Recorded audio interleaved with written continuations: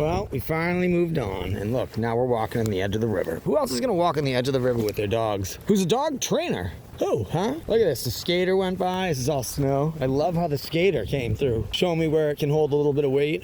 I'm not that much heavier than that person. We look similar height, so I'm walking right on the skate tracks, and we're going over to our little area over here. Here where it looks wet, we want to stay away, but when there's an inch of snow on everything, it's holding the weight, that means it's probably okay, especially where she went. If I hear any cracking, I'm just gonna go back to the car and throw the heat on. It's only 10 minutes walk from here. The trick is gonna be getting on back on the land without falling through over there. But look at this. That person, which I think was actually a girl, has balls of steel to be able to skate on this, just on the edge, wherever. I love that stuff though. And you never see that. It's exciting because you don't see that. People are like dead inside over here. They're all like robots. The girl skater went by, she's gone, and here we are. I could continue walking on the ice or I could walk in the woods. Maybe I'll walk in the ice for a little longer. This is awesome. I don't want to fall in, so I do have to be careful. Luckily, it's not too deep right here. Should be pretty frozen. Anyways, this allows us to walk in areas we've never walked before. I've done this in years in the past. Only when it's cold out. It used to be cold for like 3 weeks, low 30, which it's been. It's been very cold like that for a long time now, so there's probably little spots you want to avoid, but the majority of this river is definitely frozen multiple inches, and especially near the edges, but not all the edges, like where the trees are. So you gotta watch out and look for little spots where there might be an issue. Looks like some human, those looks like human footprints. Yeah, these are human footprints. So somebody already walked out here, showing me that it's probably okay. I could probably cross, but I don't know if I want to cross just yet. We're just gonna walk edge of the river.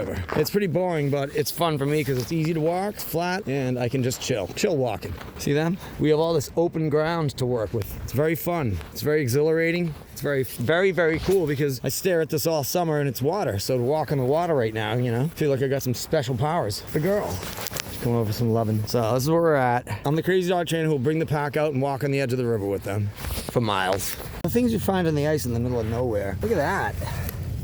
Snapping turtle shell just sitting there.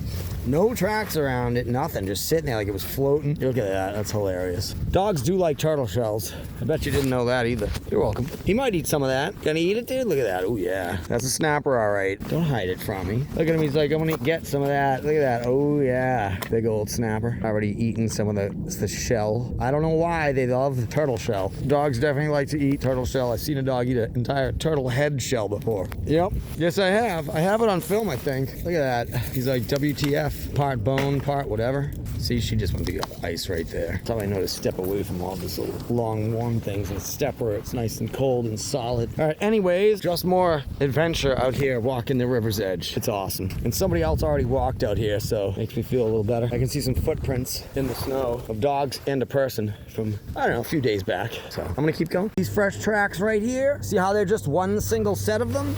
See how they're kind of small? There's my thumb. They're not that big. They're very small. That was one animal crossing the river. Could be a fox, raccoon, fish or cat. I can't really tell. I'm gonna say raccoon by the cute little paw. I'm gonna say raccoon paws. One-way tracks though, always make a note. One animal crossing alone, didn't come back the other way. So it wasn't a dog. Still following the skate tracks. Gonna try to make it to over there and maybe get back on land. First hour to an hour and a half of the walk so far has been walking on the river. Nice and easy for a 25-degree day. Perfectly flat, so easy. I could walk this for hours. It's so much more exciting too. Is this where the skater went back? Nope, she went straight in the middle.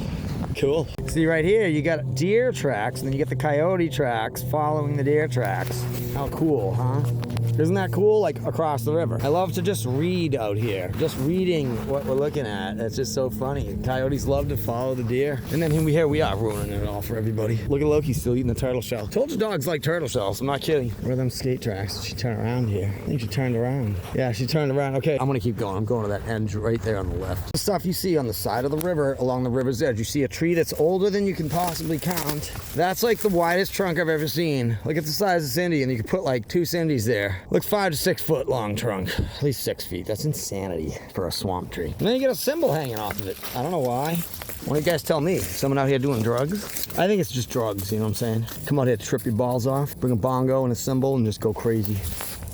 2 pairs of trails right here. 1 way, not 2 ways. That's telling me it was 2 coyotes going for a walk. You know what the coolest thing about coyotes is they take themselves on walks every single morning. Every morning, or many mornings when it's snowing out and I can see when it's frozen that coyotes walk themselves to look for food. So to give a dog breakfast is still against the wild's rules, because the wild, none of these canines eat breakfast. They wake up and walk every day on their own. So if they're doing that on their own, that should tell you something about what they kind of want to do right when they wake up in the morning. They want nothing to do with food usually. They're only eating because you trained them to feed them breakfast every single day. And now they expect it. And if you didn't do that, or people don't do that, they wouldn't expect it. This is a little sketchy part. I just want to make sure it's good. Once we get over to there, I think we're okay. So we're going to keep on trekking, hopefully not falling. Dogs need to be walked every day. Breakfast is ridiculous. They don't want to eat breakfast. They don't want to eat breakfast. They want to walk. So you just take them out and walk for like 2 hours, come home, and then have a little bit of food. Exercise, food, affection. That's how it should go always, because that's what they do. Go watch a wolf documentary. That's exactly how they do it. They make a kill, they eat, and then they start licking each other and sleeping and resting and being all affectionate for like a few days while they heal broken ribs and from headaches and, you know, concussions from just trying to have dinner.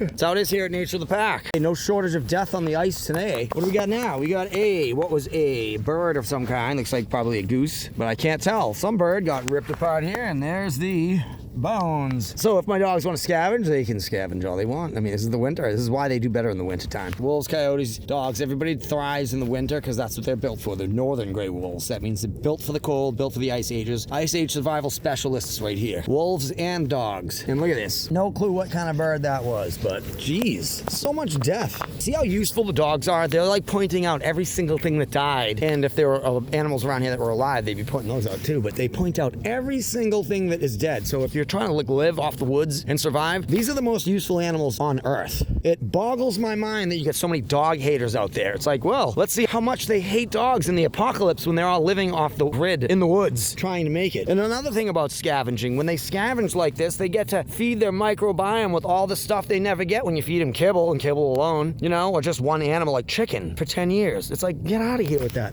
They're scavengers. There's a microbiome in their body and their gut too, just like us. When they get to feed it with all kinds of natural meats, an animal that's natural and not too disgusting where they get sick, makes their microbiome nice and healthy, and that's what I love. I love worrying about their microbiomes here at Nature of the Pack. What other dog trainer is going to bring that up and talk about how this is so good for them? It's actually good for their guts. They can handle the bone, they can handle the feathers and all the fur. How do you think they live out here without humans in their life? You think they would just die trying to eat? You really think they're that stupid? I know that they're smart, and I know when they're experienced, the more experience they get, the smarter they become. And that's what I love to do, is get all my dogs very experienced here as much as we can, so they almost rival the coyotes. And all the coyotes are doing that we're not is killing big prey and sleeping and tracking out here 24/7. If we're out here every day for a very long period of time practicing, then we're second place.